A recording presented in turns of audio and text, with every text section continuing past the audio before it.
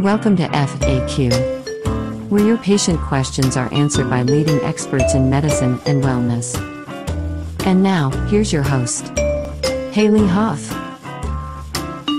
Hi, I'm Hailey Hough, and welcome to FAQ. Today our question comes from Mindy, a patient in Los Angeles, California. Mindy asks, who owns my patient record, me or the doctor's office? And what are my rights in terms of accessing that record? To answer your question, Mindy, we turn to our guest expert, Lauren Riplinger. Lauren Riplinger is the Vice President, Policy and Government Affairs for the American Health Information Management Association. In this capacity, she is responsible for AHIMA's advocacy before Congress and various federal agencies. With nearly 2 decades of healthcare policy experience, Lauren previously worked on Capitol Hill, where she was actively involved in almost every aspect of a congressional office, including serving as a chief of staff, a position that requires the ability to quickly synthesize multiple issues and adapt to constantly shifting priorities. Lauren received her JD from American University Washington College of Law and BA in Economics and History from Vanderbilt University. She is admitted to practice law in New York. Welcome, Lauren. So could you tell us first about AHIMA and then help us understand who owns the patient record and what are the rights as patients to that record? It's a great question, and I want to thank Mindy for asking it. So first, a little bit about AHIMA. We are a global nonprofit association that represents health information professionals that work with health data for over 1 billion patients a year. Our mission as an organization of empowering people to impact health really drives our members and credentialed health information professionals to ensure that health information is accurate, complete, timely, and available to both patients and clinicians. And many of our folks and leaders within AHIMA work at the intersection of healthcare technology and business and are found in data integrity and information privacy job functions worldwide. So that's a little bit about AHIMA. To Mindy's specific question of who owns my medical record, it's a complex issue and not always necessarily clear-cut. So I will say that 21 states have laws that stipulate that medical records are the property of a hospital or a physician. However, one state, in particular New Hampshire, does actually specifically stipulate that patients own their own medical records. So a fair degree of variability at the state law level. I will also note that there is no federal law that states who owns a medical record. However, it's important to keep in mind that at the federal level, patients actually have fairly extensive rights to access their medical record under a law that's known as the Health Insurance Portability and Accountability Act, also known as HIPAA. So what are some of those rights in terms of accessing the record? And I'm going to take a couple different components to this because I think they're important as part of this larger conversation. So under HIPAA, individuals have a right to see and receive copies of information in their medical and other health records that are maintained by a provider or a health plan. So what is the type of information that you're entitled to have when you request your medical record? What HIPAA says is that patients have the right to access a group of records that's known as the designated record set. All this basically means is that this is a group of records that can include such things as medical and billing records that might be maintained by a provider. It can also include things like enrollment, payment, claims adjudication, and case or medical management records that are maintained by a health plan. Or could it also include other records that might be used by a provider or a plan to make decisions about the individuals themselves? Now, there are 2 types of information that patients are not entitled to access. The first is psychotherapy notes. And the reason for that is that, under HIPAA, the feeling was that those notes are not necessarily used to make decisions about the individual, and therefore they shouldn't fall into that bucket of records that you have that right to access. The second type of information that patients are not necessarily entitled to receive when they request their medical record is information that's compiled in anticipation of a civil, criminal, or administrative action. And again, it's the very similar thinking with the psychotherapy notes. They're not necessarily used to make decisions about the individual, and therefore patients shouldn't be able to necessarily access them. So that's what you're kind of, as a patient, what you're entitled to access when you go in and you request your medical record. I want to talk a moment about the format that you have the right to request when you go in and request your record. And what HIPAA says is that a provider or a plan needs to provide individuals with access to their record in the form and format they choose. So if an individual comes in and says, I'm requesting my medical record electronically, that provider or plan needs to provide it electronically, provided it's readily producible. So in other words, if a patient comes in and requests their record and the provider only has paper records and that patient wants it electronically, the provider has that flexibility under HIPAA, if the patient agrees to it, to provide it in paper format versus an electronic format. So that's an important consideration to keep in mind, that the patient really drives the conversation of the format in which they get their record.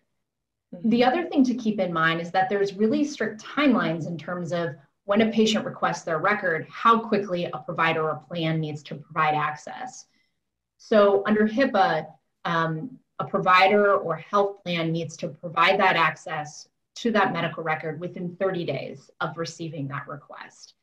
If they're unable to provide access within 30 days, they can extend it an additional 30 days, but that plan or that provider needs to inform the patient in writing of the reasons for the delay and the date by which they're going to provide that access. One other piece to keep in mind that's an important consideration for patients, particularly those that might have complex conditions, is that under a provider or health plan is also permitted to impose a reasonable cost-based fee if an individual requests a copy of their record. But there are limitations on these fees. So the fee can include things like the cost of labor for compiling the record. It can include things like supplies. So if a USB drive or a CD-ROM, if it's requested electronically. It can also include postage if you want to mail the record. And it can include preparation of an explanation or summary if that is agreed to by the patient. Other fees that include things like cost associated with verifying that the individual is who they say they are when they request their record, any sort of documentation, searching or retrieving the record. These are actually not permissible under HIPAA, even if such costs are authorized by state law. So again, really important, when a patient is requesting their record, particularly in paper format, is to make sure that you are being charged for the appropriate costs that are permissible under HIPAA. The final thing I'll say in relation to patients' access rights regarding their record is that there are some limited circumstances where a provider or health plan may deny a request for access by a patient.